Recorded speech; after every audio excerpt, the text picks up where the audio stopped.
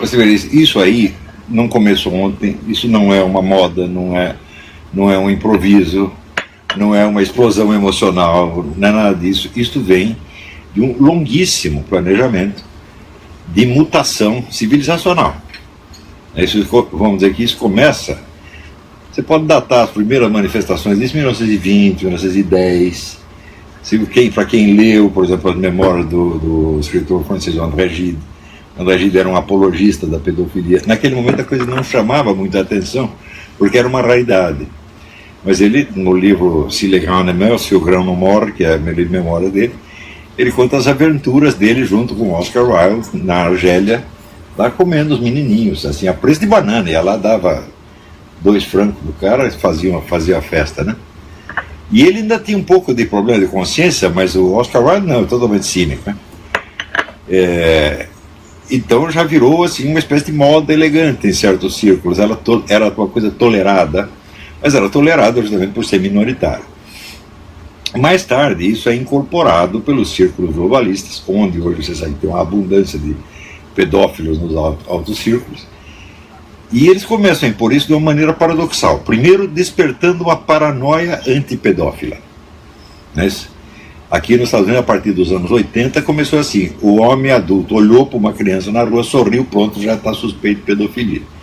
No Brasil chegaram a prender um turista italiano que estava com a neta no colo, deu um beijinho na neta, pronto, pedófilo.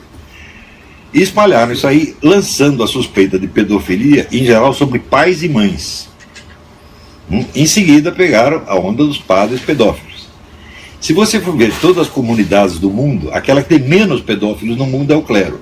Foi justamente ali que fizeram barulho. Se você pegar outras classes sociais, por exemplo, funcionários da ONU, espalhados no terceiro mundo, pedofilia ali é endêmica, isso aí a mídia não fala.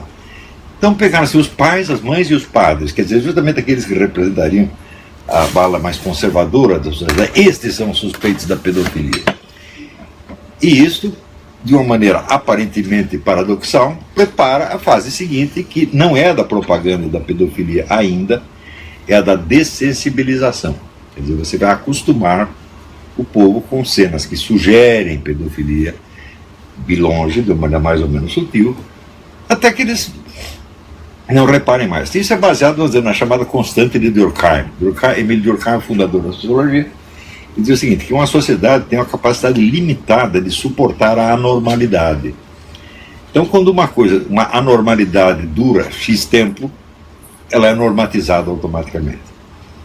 Quer dizer, a cota de anormalidade que a sociedade aguenta perceber é limitada, e ele tem toda a razão. Além disso, existe outro princípio, o princípio dialético fundamental.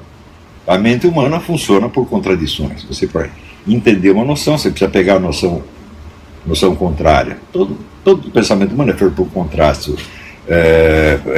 claro, escuro, quadrado, redondo, né, o círculo e reta, e assim por diante. Né?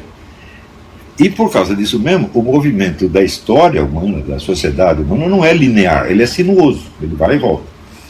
Isso já foi descrito, em termos muito mais profundos, pelo filósofo alemão Georg Friedrich Hegel, no começo do século XIX. Isso é absorvido por Karl Marx e depois por toda a tradição comunista, e eles aprendem o jogo dialético da sociedade, ou seja, você não faz uma propaganda linear. Quando você quer obter um resultado, você não sai apregoando aquele resultado. Você cria uma contradição, você cria um conflito que vai produzir aquele resultado, com o efeito do conflito e não da propaganda linear. Por exemplo, se você quer, vamos dizer, queremos abolir a resistência à pedofilia, tá certo? E depois eu explico talvez hoje ou outro dia eu explico por que eles querem isso, mas não é esse o ponto agora. Então, você começa, paradoxalmente, por combater a pedofilia onde ela não está. E você cria um alarme geral. Então, ora, pensa, veja a sutileza do negócio. Se todos os pais e mães são suspeitos de pedofilia, a pedofilia é endêmica. Se ela é endêmica, ela é normal. Entendeu a sutileza? Agora, quando você vai ver, assim, objetivamente, os casos de abuso de criança,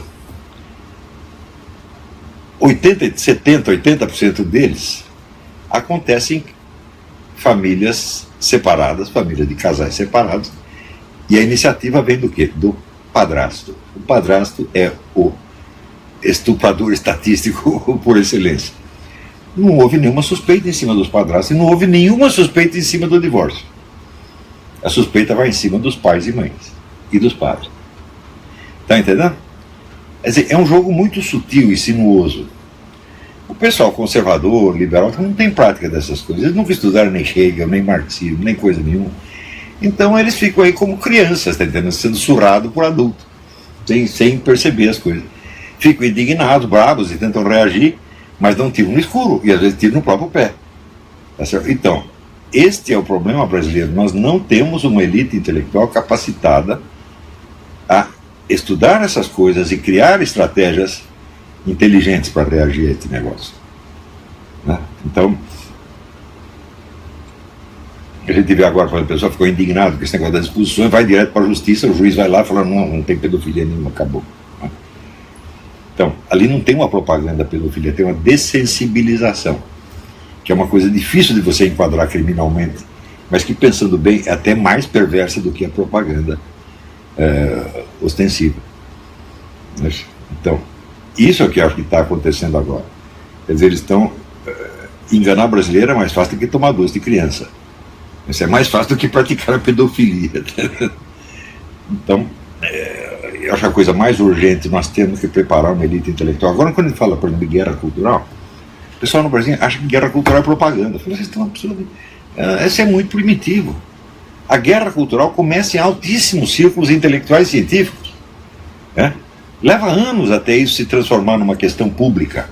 Você verá, agora, por exemplo, depois de todos esses anos de dessensibilização, preparação do ambiente, começam a surgir teses científicas em faculdades de medicina, etc., de que a pedofilia não é uma doença, ela é uma orientação sexual que não dá para mudar. Assim como fizeram com o gaysismo, com a homossexualidade. Uma orientação sexual é imutável, você nasce assim. Nada disso está provado. Mas, quando começam a aparecer teses científicas em grande número, isto pesa na comunidade científica. Você não tem a prova científica, mas você tem o peso da opinião de uma parte da comunidade científica. É ali que começa a guerra cultural. O povo nem fica sabendo. Isso começa, quer dizer, com 40, 50 anos de antecedência. Quando chega na fase da propaganda aberta, porque já está tudo preparado. Você já ganhou todo o establishment universitário, já ganhou toda a classe artística, já ganhou toda a grande mídia. Então, aí, praticamente, a guerra está perdida, a não ser que o povo reaja, mas tem que reagir de maneira inteligente. Você ficar bravo e sair fazendo acusações, esse é pedófilo, né? Você vai se ferrar. Não é assim que se faz. Né? É de 1980. Esse é um dos mais famosos líderes gaysistas da França. E ele publica em 1980 este livro. E esta é uma defesa aberta da pedofilia. Não é para a massa, não aparece no jornal. Isso aqui é para intelectuais. Então ele faz, você vê, hoje em dia, se você faz alguma ligação entre homossexualismo e pedofilia, o movimento gay inteiro estrela. Não, isso é calúnia, etc. Mas quem inventou essa ligação foram eles. Um líder gaysista que associou uma coisa com outra. Não foi nenhum conservador, nenhum católico, nenhum protestante. Né? O pessoal não sabe dessas coisas, não acompanha. Veja, para você saber o que uma corrente política vai fazer, daqui 10, 20, 30 anos, você precisa começar a acompanhar as discussões entre os seus intelectuais. Gente de primeiríssimo plano. Entendeu? Então, para isso, você não pode exigir que o povo acompanhe tudo isso. Você precisa ter também o seu grupo de intelectuais que acompanha, discute, etc. Às vezes, sem nenhuma intenção de tomar uma atitude direta, está apenas diagnosticando. Né? Mas se você não tem diagnóstico, como é que você vai ter a terapêutica, meu Deus do céu? Então é isso que os brasileiros estão tentando resolver doenças que eles não têm a menor ideia de quais sejam. Eles pensam que o inimigo está aqui, mas ele está ali.